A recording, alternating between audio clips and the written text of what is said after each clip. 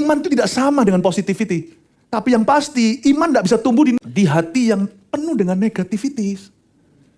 Meskipun iman bukan dengan kepositifan, iman gak bisa tumbuh di hati yang penuh dengan kenegatifan. Positif aja gak cukup, positif bukan iman.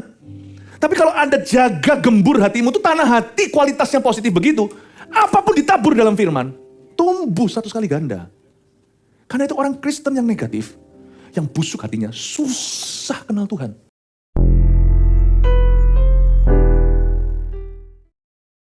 Hari ini sepanjang hari saya khotbah dari surat Korintus. Jadi mari kita buka sama-sama 1 Korintus pasal 1 ayat yang ke-4 sampai 9. Di kebaktian tadi, setiap kebaktian berhasil bahas 1 ayat saja, tapi saya dalamin. Sekarang semoga 4 sampai 9 tercover semua. Kita baca dulu judulnya ucapan syukur. Tunggu. Dari semua surat Paulus harusnya yang ini yang paling miskin syukur. Kenapa? Paulus hendak menegur mereka secara keras. Gereja Korintus itu ngawur, udah gitulah. To put it in the simplest term. Gereja di Korintus itu kacau. Secara rohani, praktek-praktek ibadah mereka, amoralitas. Memang kan kotanya Las Vegas. Tapi kok bisa ucapan syukur kalau dalam bahasa Indonesia ada judul tambahan dari penterjemah. Dari translatornya ucapan syukur. Dari semua harusnya this is the least likely to be, where it's least likely to be, syukur. Nah, saya tunjukkan pada Anda ya, di sini sangat-sangat bicara tentang authornya. Saya bisa langsung dari tulisan-tulisan awal surat ini bisa menangkap basa-basa bahwa Paulus itu orang yang hatinya polos karena dia pilih begitu.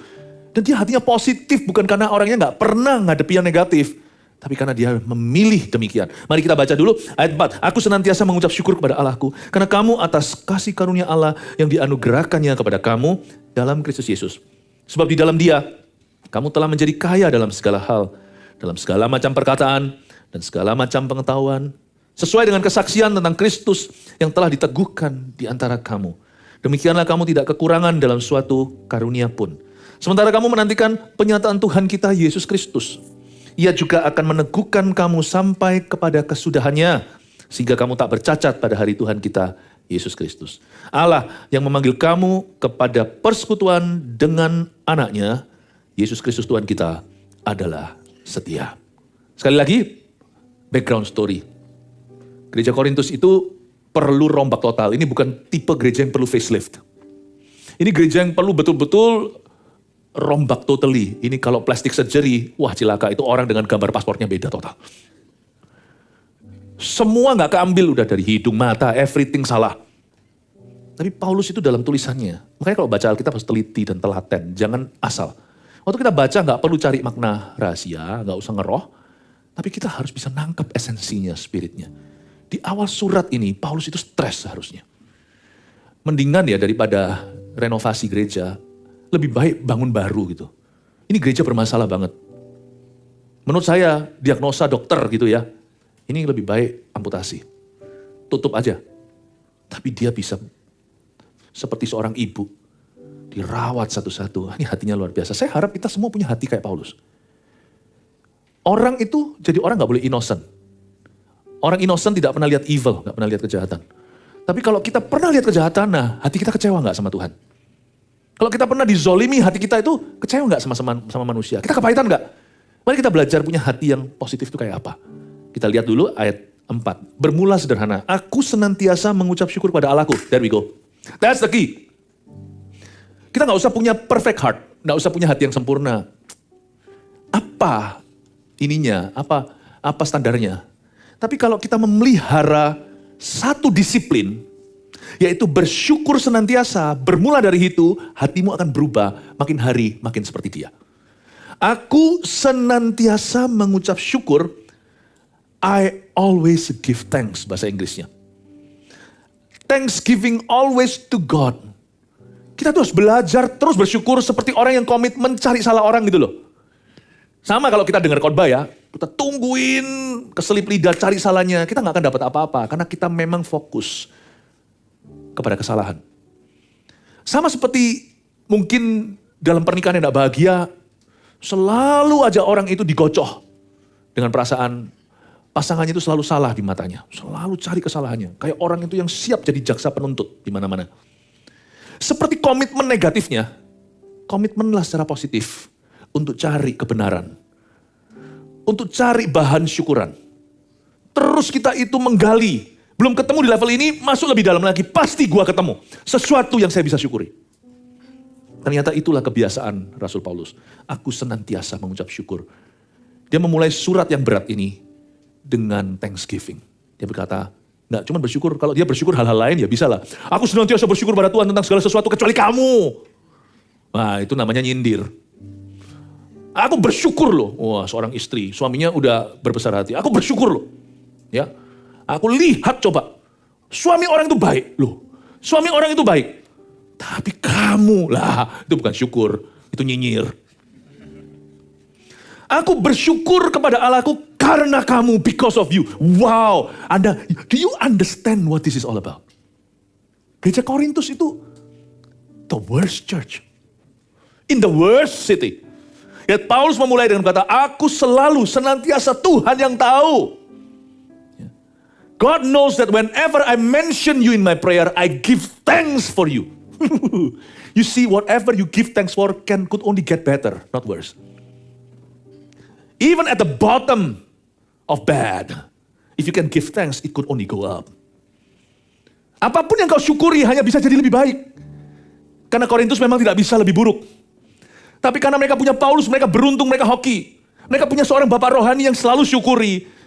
Dan apa yang disyukuri sekalipun berada at the bottom, berada di paling bawah, pasti akan mengalami kasih karunia. You see, apapun yang kau kutuki akan jadi lebih buruk. Apapun yang kau keluhkan, apapun yang Anda tuduh, kita main tuding, dan kita menggerutu, semua itu tidak akan jadi lebih baik. Apalagi kalau kita yang mengutuki itu akan kembali ke kepala kita sendiri. Tapi apapun yang kita syukuri, akan jadi lebih baik. Saya tidak suruh Anda bersyukur untuk kejahatan yang terjadi. Oh, bersyukur orang itu diperkosa. Bersyukur orang itu kerampokan rumahnya. Bukan. Tapi in the worst circumstance sekalipun, anak-anak Tuhan selalu bisa menemukan sesuatu yang mereka bisa syukuri dalam keadaan itu. Saya tidak bersyukur untuk kanker saya tahun lalu. Kalau bersyukur kan saya simpan. Buktinya dipotong, diambil. Tapi saya syukuri lewat that ordeal, lewat pengalaman itu. Saya bertumbuh. Saya jadi lebih kenal diri saya. Saya selalu mendoakan orang-orang sakit, pasien, termasuk orang kanker. Tapi saya jauh lebih berbelas kasih sekarang terhadap mereka. Lebih ngerti. Ada banyak hal yang bisa aku syukuri. Nggak mari-mari. Kejadiannya sekali. Tapi kalau kita punya hati dengan disiplin begini, syukur tuh nggak berhenti. Dan kalau kita bersyukur terus ya lama-lama, hidup kita itu penuh dengan berkat Allah. Itu sungguhan sih. Hati polos itu nggak rugi. Polos bukan karena nggak pernah melihat yang buruk dalam diri orang. Polos karena kita memilih begitu. Hati yang positif, mengucap syukur selalu. Dan di sini dikatakan, aku senantiasa mengucap syukur pada Allahku karena kamu. Because of you. Ironis ya. Atas kasih karunia Allah yang dianugerahkannya kepada kamu dalam Kristus Yesus. Orang Korintus, gereja Korintus terkenal suka abuse. Suka melecehkan karunia-karunia Roh Kudus. Tapi Paulus bisa berkata, aku tetap bersyukur atas kasih karunia Allah.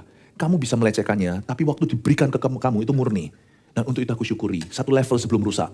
Aku bersyukur Tuhan memberikan padamu the gifts. Kasih karunia. I give thanks to God. God is never wrong. You are wrong. You may be wrong. Kamu salah. Tapi Tuhan waktu memberikan ke kamu gak salah. Tuhan gak salah. Dia berkata, aku bersyukur atas kasih karunia Allah. Paulus ini tipe iman yang hati yang gak pernah bisa kecewa sama Tuhan. Manusia bisa jadi oknum. Manusia bisa salah. Bisa menyalahi orang lain. Tapi Paulus selalu lihat tembus. Dia bisa melihat sebelum manusia itu ke arah yang salah. Dia bisa melihat bahwa kasih karunia Allah atas diri orang itu sendiri. Terpisah dari keputusannya yang salah. Dia bersyukur pada Allah yang baik hati pada orang baik maupun orang jahat. Angkat topi saya. Pinjam topi, saya mau angkat. Wow, the man of God. Jadi Kristen itu bukan hanya di gereja. Kami para hamba-hamba Tuhan, saya punya tantangan. Jadi Kristen itu bukan saat pelayanan saja. Kristen itu mulai dari hati. Kalau enggak ya, muak loh. Banyak orang yang Kristen di mulut. Kristen di wajah, penampilannya. Tapi hatinya itu busuk. Makanya itu yang membuat banyak orang batu sandungan. Kristen kok begitu? Itu loh orang Kristen tapi kelakuannya. Itu loh orang Kristen jahatnya. You see, kita harus mengembalikan pada tempatnya. Kekristenan selalu begins in the heart. Betul. Ya, selalu dari hati Bapak Ibu. Kalau gereja tidak boleh miskin memberitakan ini. Kita harus sering mengproklamasikan. Kalau enggak, manusia melakukan liturgi ibadah tapi memungkiri kekuatan, the power of Christianity begins, the roar is in the heart. Makanya awal-awal saya bertobat, lagu favorit saya, Change My Heart, Oh Lord, Oh God, Make It Ever True. Sudah lahir kan waktu itu? Change my heart, oh God, may I be like you. You are the potter, I am the clay. Mold me and make me, this is what I pray. Ubah hatiku seperti salju. Bukan seperti putih salju, seperti salju. Ubah hatiku seperti diri. Bahkan memberitakan Injil, memenangkan orang non-Kristen itu tidak susah. Justru yang membuat susah adalah Kristen yang gadungan atau Kristen yang setengah-setengah. Sehingga membuat orang-orang itu salah paham sama Tuhan. Padahal loh ya, dibutuhkan cuma hati yang tulus dan kita portray Yesus. Udah, orang itu sudah sendirinya haus sama Tuhan Yesus Kristus karena dia jalan keselamatan. Ladang itu selalu menguning, yang susah itu pengerjanya. Pengerjanya bukan nggak ada, pengerja yang kualifikasi kurang karena lebih banyak pengerja gadungan. Banyak orang-orang Kristen tapi nggak sungguhan. It only require one true Christian who will change the whole world. Not the whole entire world, but your world, someone's world. The heart, my friend. Keep Jesus here. Come and make my heart your home. Wah, kalau saya nyanyi terus nanti dia semaput nanti kan ya. Well, thank you. Berapa kali hari ini iringin saya? 2 kali, jangan jerah ya. Aku senantiasa mengucap syukur kepada Allah karena kamu atas kasih karunia yang dianugerahkannya kepada kamu dalam Kristus Yesus. Katakan kasih karunia. Katakan lagi kasih karunia. Katakan grace. Ya, ini bukan crazy grace, ini responsible grace. You see, ada banyak sekali kasih karunia Allah yang patut kita syukuri secara sengaja. Karena kasih karunia Allah itu mulai pelan-pelan jadi biasa dalam kehidupan kita. Karena mereka tidak kita dapatkan lewat usaha kita, tapi karena selalu ada di sana, kita mengabaikannya. Kita menganggap itu sudah seharusnya terjadi demikian. Good parents contohnya, orang tua yang baik. Pernahkah Anda syukuri bahwa Anda punya orang tua yang baik? Anda punya suami yang baik, pernahkah Anda syukuri? That's the grace of God, you know. Aku mengucap syukur karena kamu atas kasih karunia Allah yang dianugerahkannya kepadamu, atas kasih karunia yang dianugerahkan kepadamu, atas kasih karunia yang dianugerahkan. Berarti ada kasih karunia yang sudah dianugerahkan, tapi kita jarang syukuri, karena sekalipun tidak disyukuri, dia ada di situ. Tapi biasanya kita mulai cari ketika itu tercabut. Ketika itu diambil dari kita, kesehatan contohnya. Have you given thanks for your health today? Have you given thanks for functioning kidney? Saya barusan mendoakan satu jemaat yang kidney functionnya udah tinggal 20%. Kasihan, umur baru 40 sekian. Have you given thanks for the organs in your body?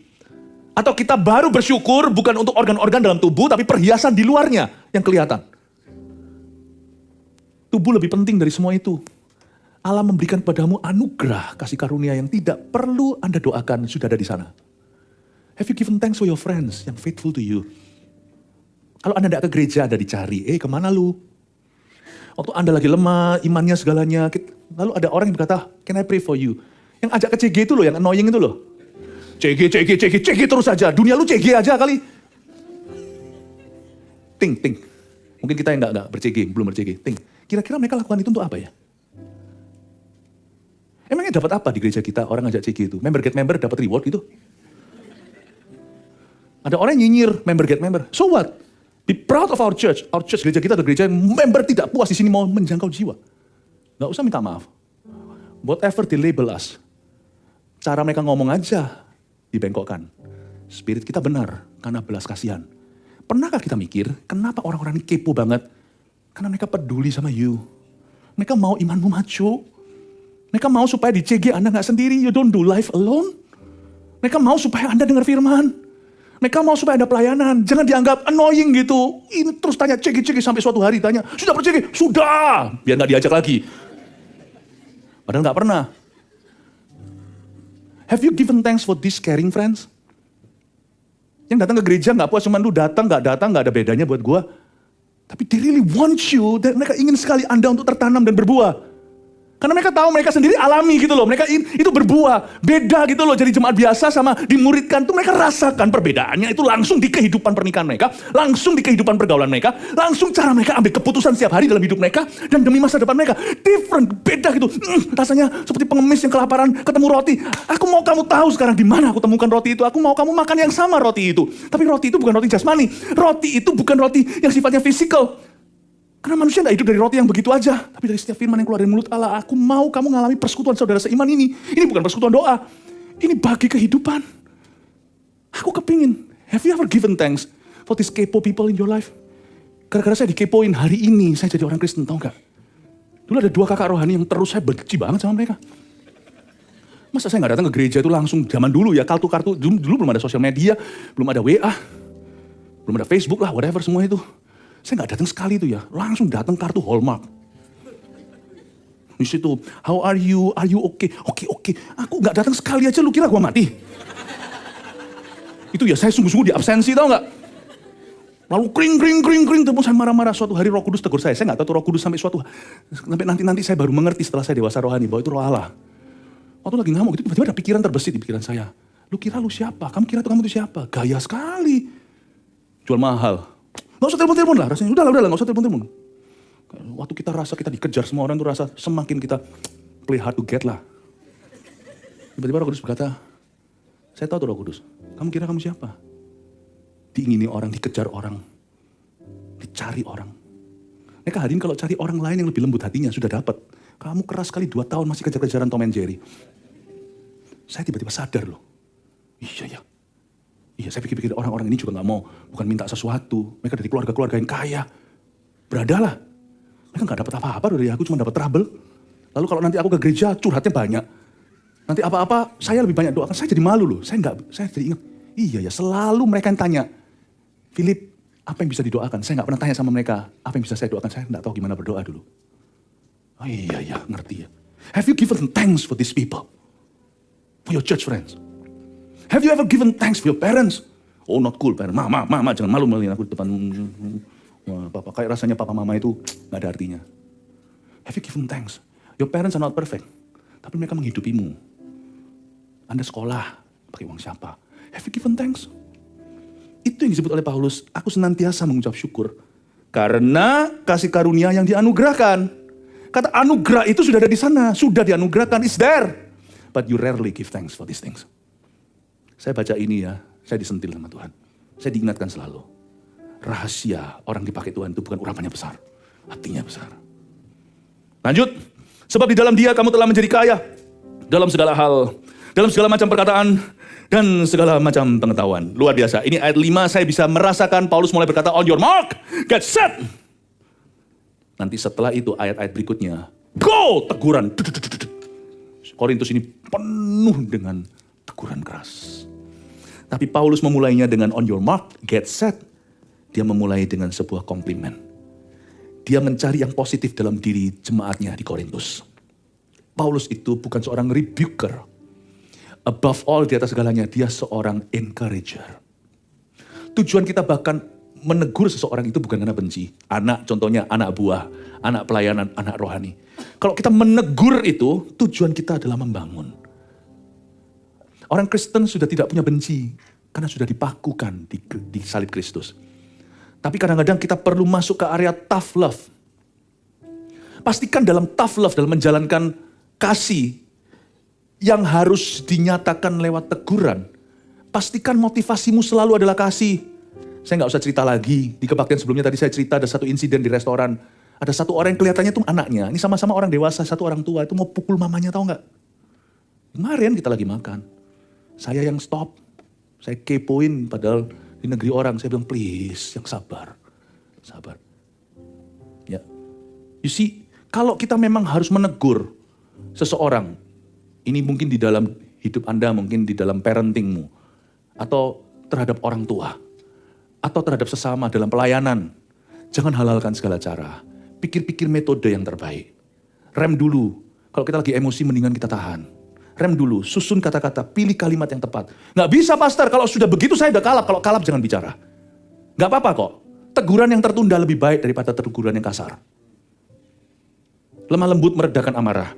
Dari ayat ini saya pelajari, Paulus pun ada prosesi. On your mark, get set sebelum dia go. Dia berkata, sebab di dalam dia, kamu telah menjadi kaya dalam segala hal, dalam segala macam perkataan dan segala macam pengetahuan. Ketahui bahwa salah satu gift yang di-abuse oleh orang Korintus adalah bahasa roh. Ini tipe gereja yang ngawur ngeroh, luar biasa. Benar-benar bahasa roh itu tidak ada pada tempatnya. Misalnya kalau bahasa roh di gereja kita itu ada di sesi PAW atau Praise and Worship. Dan biasanya menjelang dekat ke firman. Supaya lanjut ada masuk ke musim menafsirkan bahasa roh itu bukan menerjemahkan. Khotbah saya sekarang ini adalah juga bentuk tafsiran apa yang roh Anda katakan tadi waktu menyembah Tuhan 1-2 lagu sebelum ini. Sehingga the mind of Christ, pikiran Kristus dijabarkan.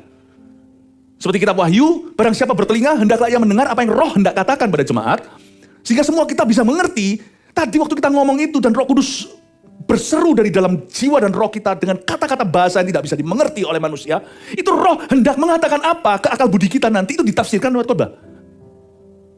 Makanya orang yang naik ke sini itu harus di dalam inspirasi. Makanya kita juga gak sembarang taruh orang di sini kalau mereka gak cinta sama jemaat kita. Sekalipun pinter khotbah, motivator segala, no way Jose, nehi kusi-kusi he.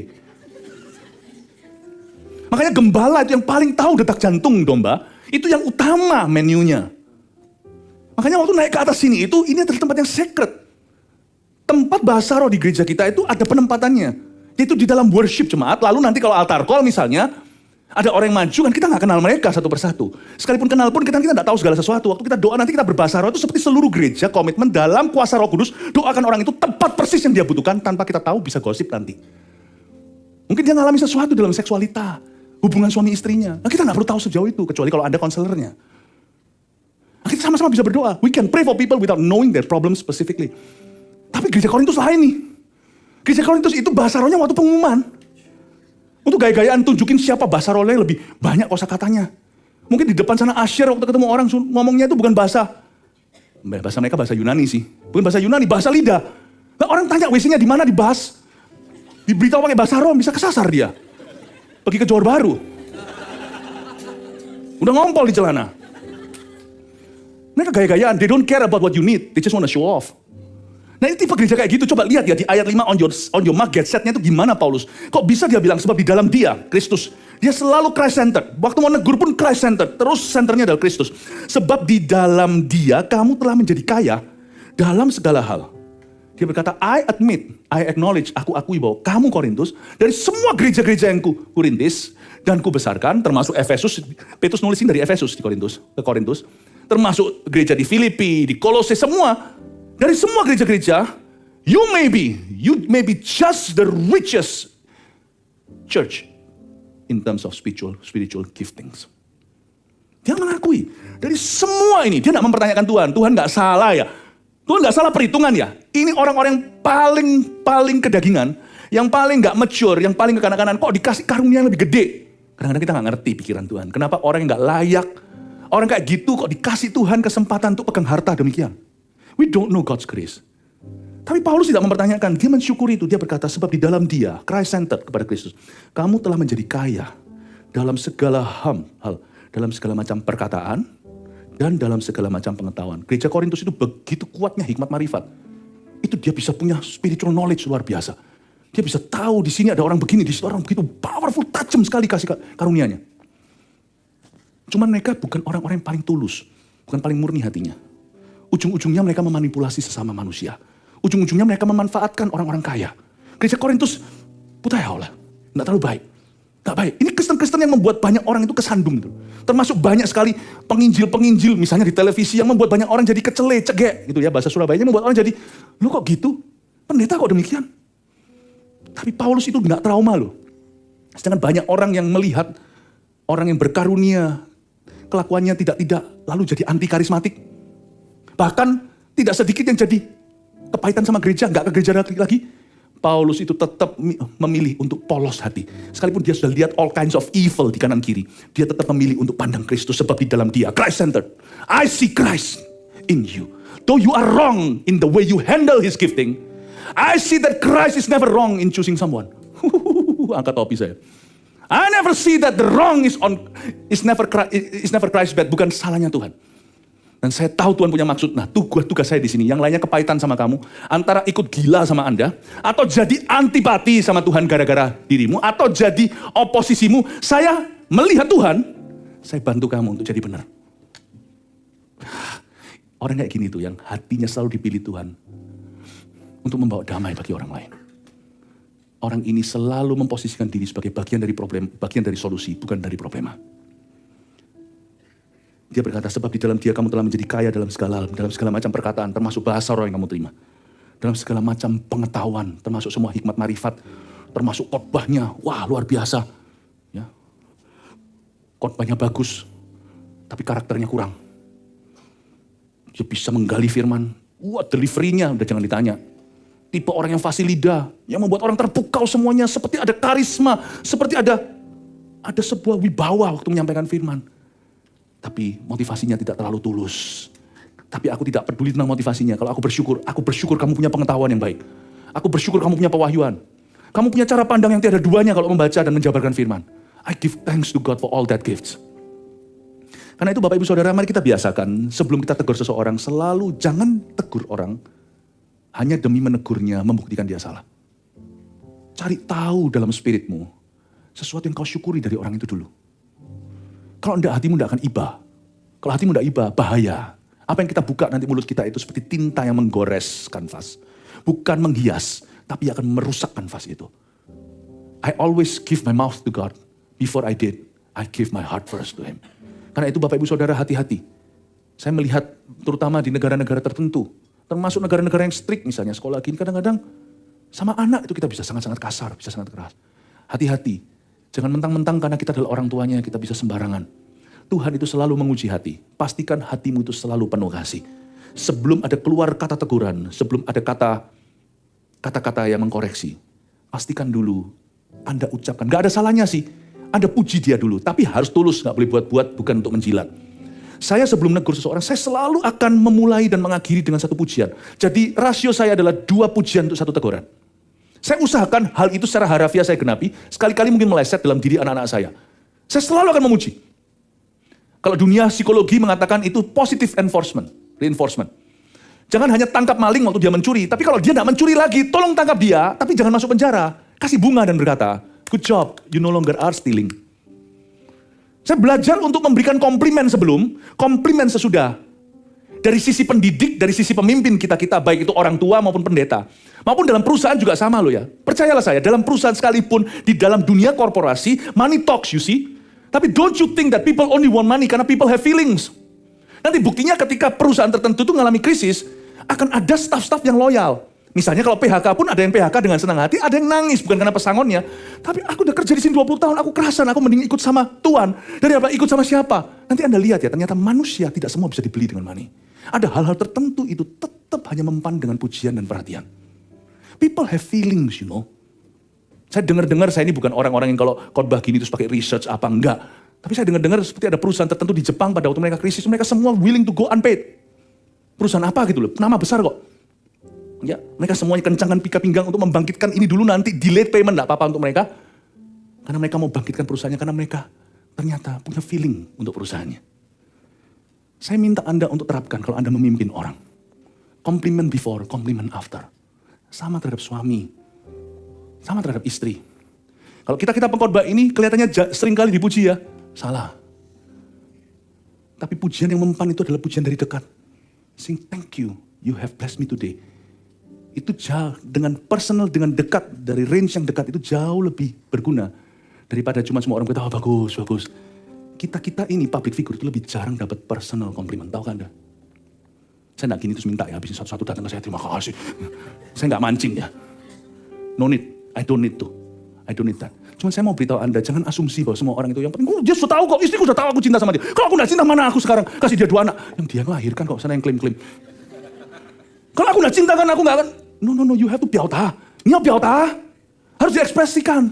Paulus ini orang kaku loh. Coba baca orang ini kayak apa di Taurat. Ini orang kaku setengah mati. Ini orang kalau secara rohani kurang kolagen. Kaku sekali. Tapi dia berusaha sama Korintus. Dia 表达 dulu. Dia kasih apresiasi dulu sebelum dan sesudah. Kalau Anda baca nanti di akhir suratnya. Dia menunjukkan apresiasinya. You need to be more sengaja. Bahasa Indonesia, Inggris campur-campuran. Kita harus lebih sengaja lagi, Piota, ekspresikan apresiasimu. Saya bukan tipe orang yang I love you, cipiki, dan I'm sorry. Saya bukan tipe itu. Saya dari keluarga Toto yang gak gampang untuk pelukan, mencium itu enggak. Saya tidak pernah. Tapi hari ini saya belajar in my own family. Karena sekarang saya jadi pemimpinnya. In my own church. Bukan berarti ini gereja saya, ini gereja kita. Tapi di dalam gereja di mana saya gembala sidang dan seniornya. Saya belajar untuk Piota. Thank you ya.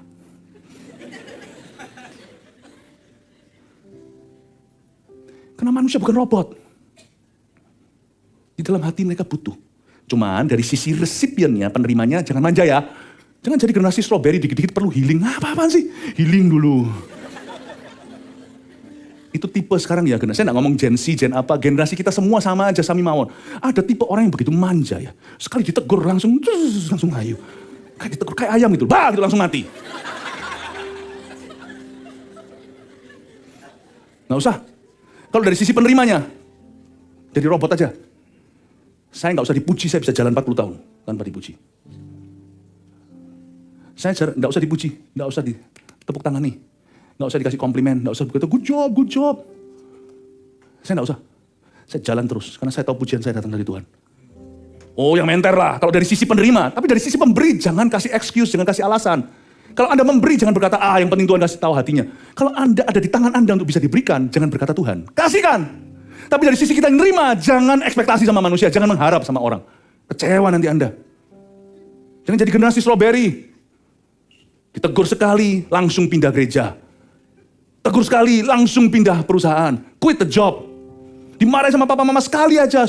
Nggak baik loh gitu. Papa mama nggak cinta aku mau bunuh diri aja. Tolong ya, kasih tali aja. No strawberry. Saya tidak melakukan whatever I do. Kebaktian satu. What I do is God's calling. What you do is God's calling. Don't seek praise from man. Ya, ngomong kanan kiri, jangan jadi strawberry. Jadi besi, bilang kali itu, jadi besi. Oke, sekarang dari sisi pemberinya ya. Ngomong sama kanan kirinya, jangan kaku. Jangan pelit pujian. Ya, kasih tepuk tangan untuk Tuhan. Gitu loh. Hati polos itu punya prinsip. Nggak bodoh. Polos tidak innocent. Paulus itu memilih begitu. Kita lanjutkan sekarang. Ayat 6. Sesuai dengan kesaksian tentang Kristus yang telah diteguhkan di antara kamu. Demikianlah kamu tidak kekurangan dalam suatu karunia pun. Sementara kamu menantikan penyataan Tuhan kita Yesus Kristus. Paulus mengatakan gini. Khususnya tentang bahasa roh ya. Bahasa roh adalah salah satu gift yang paling di-abuse di Korintus. Korintus adalah, boleh dikatakan dalam sejarah, gereja pertama yang membuat karismatik jadi busuk. Ya? Padahal enggak loh. Gereja karismatik itu indah. Kenapa yang salah karismatanya? Kenapa yang salah kok bukan manusianya? Demikianlah kamu enggak kekurangan dalam suatu karunia pun. Paulus berkata, I give thanks for your spiritual gifts. The gifts were not the problem. In other words, Paul was saying, the humans were the problem. The humans were carnal. Mereka kedagingan manusianya. Tapi masalahnya tidak terletak pada karunianya. Orang karismatik itu pengajarannya shallow katanya. Really? Tergantung lah, setiap gereja beda-beda lah kualitasnya. Really shallow? Saya orang karismatik.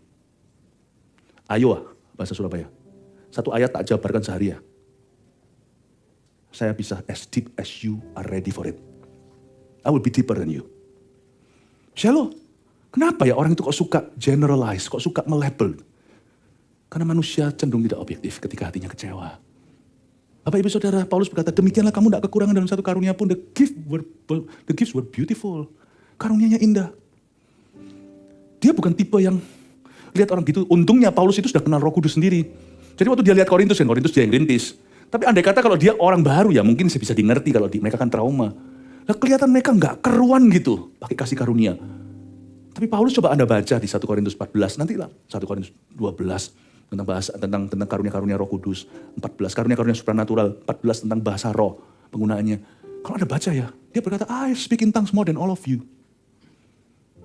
Do not forbid people from speaking in tongues. Cuma dikatakan kalau kamu berbahasa roh, hendaklah ada orang yang menafsirkannya. Nah banyak orang yang hari ini anti karismatik, memakai ayat itu mencomotnya. Mana? Kalau ada yang bahasa roh ya harus ada yang menerjemahkannya. Tafsir bro, bukan jemaah. Terjemah ya, terjemah. Silakan sini, please, Julius, come here. Please. Ya, terjemahin saya ya. Ini kayak Jiang Songwen mah. Ken lah. Terjemahin ya. 我爱你 Aku mencintai kalian. Wow, Saya, I, kita, me. kamu, Itu terjemahan. I. saya. Ya, Bantuin ya. Cinta. dah. I. Saya, cinta. You. Bingung kan? Kalian. Ya, itu terjemahan. Predictable, word by word. You see? Tafsiran itu beda. Silakan duduk. Jeremy naik sini. Ya, coba ya. Tafsirkan ya, kira-kira Daddy butuh apa.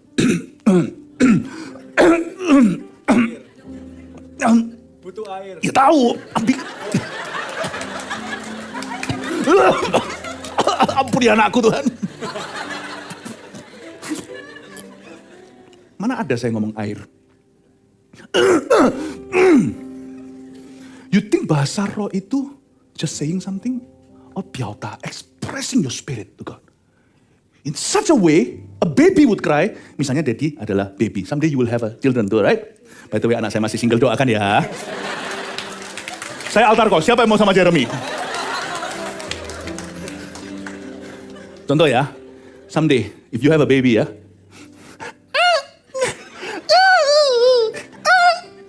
Ayo kasih dong.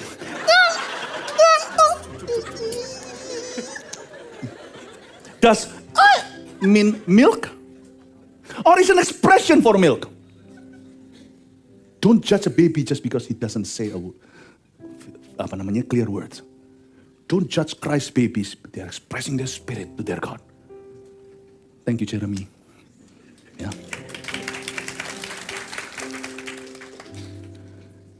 Paulus berkata, kasih karuniamu itu indah.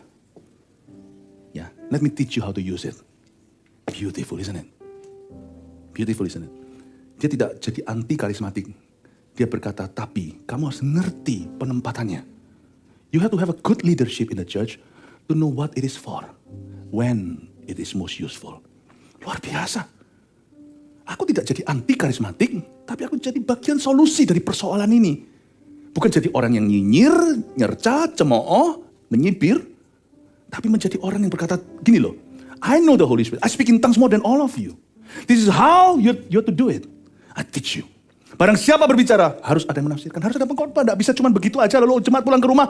Tidak ada ayat, tidak ada firman, tidak ada rema. Akal budi tetap harus diisi. Beautiful. Hati polos dulu, tapi hati itu akhirnya cukup ruang untuk Allah memakai, menyelesaikan permasalahan. Bukan memperkeruh keadaan. Berdoalah untuk hati seperti ini. Hari itu, kita bangga punya seorang charismatic leader namanya Paulus. Seorang yang berkata, demikianlah kamu tidak kekurangan dalam suatu karunia pun. Sementara kamu menantikan penyataan Tuhan kita Yesus Kristus. Ia juga akan meneguhkan kamu sampai pada kesudahannya, sehingga kamu tak bercacat pada hari Tuhan kita, Yesus Kristus. Dia berkata, I believe things can go better, only better from here. Allah yang memanggil kamu kepada persekutuan dengan anaknya, Yesus Kristus Tuhan kita, adalah setia. Ada satu lagi yang mungkin saya yakin Anda ini lolos atau luput dari perhatian Anda. Dari 10 ayat 10 saya tidak baca karena mulai masuk ke perikop baru yaitu perpecahan dalam jemaat. Anda baca 10 ayat, hitung nanti pulang ke rumah, saya kasih homework bagi beberapa orang di sini yang kiasu, pasti nanti akan menghitungnya. Dari 10 ayat ini, Paulus menyebut kata Tuhan 11 kali. Baca itu. Saya hitung sih. 10 verses, 11 times he says, Lord. That's the key, my friends. That's the key to a fruitful life. A life that is used by God in a mightier way each day. It is to turn one's eyes upon Jesus and not to reject any grace He's giving us. And when you see wrongs around you, you give your heart, then your life, to be part of God's solution for that problem. Bukan menjadi pemerkeruh suasana.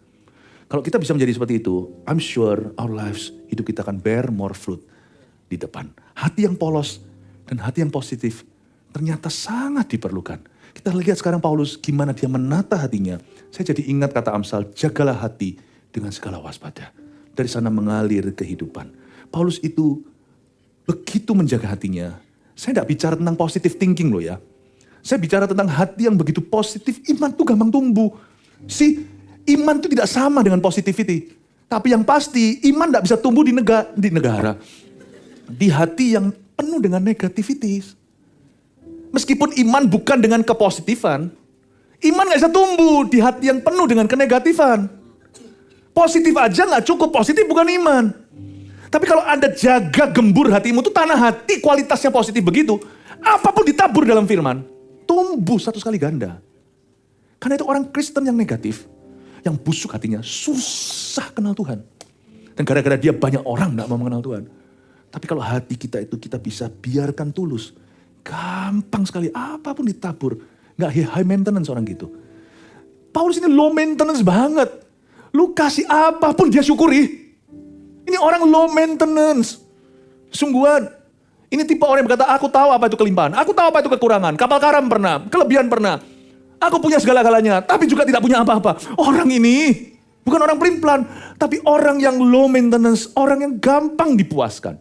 Hati kayak gitu bermula dari bersyukur melulu. Dari situ menjadi hati seorang rasul yang dipakai Tuhan bagi bangsa-bangsa.